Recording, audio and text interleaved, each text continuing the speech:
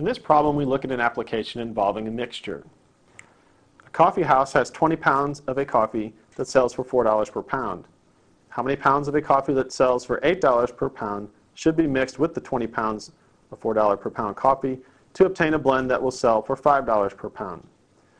And how much of the $5 per pound coffee is there to sell?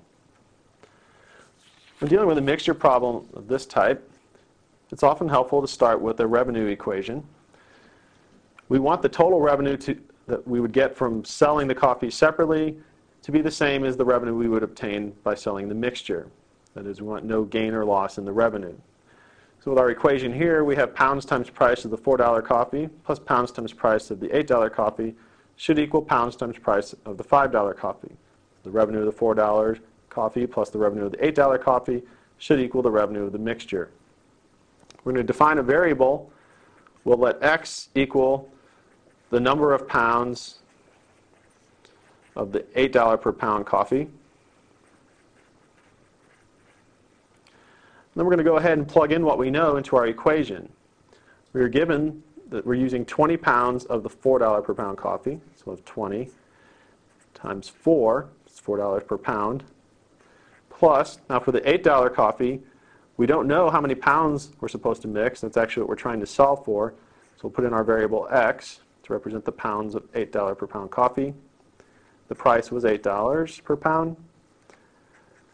Now for the mixture, the total pounds will be the pounds from the $4 coffee plus the pounds from the $8 coffee. So we have 20 plus x as the total pounds. And the price of the mixture was $5 per pound. So now we can solve this equation for x. So we'll have 80 plus 8x is equal to, and on the right side we'll distribute, so we'll have 100 plus 5x. We're going to group the variable terms on one side and the constants on the other. So we'll go ahead and subtract 5x from both sides. So it'll give us 80 plus 3x is equal to 100. We'll subtract 80 from both sides. So we'll have 3x is equal to 20. Our last step will be to divide both sides by 3. We'll get x is equal to 20/3, or as a mixed number, we'd write 6 2/3 pounds.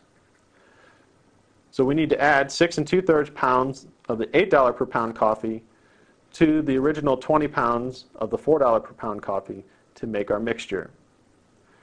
We're also asked to find the total number of pounds of the mixture. We saw earlier in our equation that that would be 20 plus x. And we found x to be 6 2/3.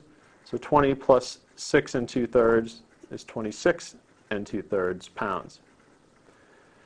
So we'll need 6 2/3 pounds of the $8 per pound coffee to combine with the 20 pounds of $4 per pound coffee to give us a total of 26 2/3 pounds that we'll sell at $5 per pound.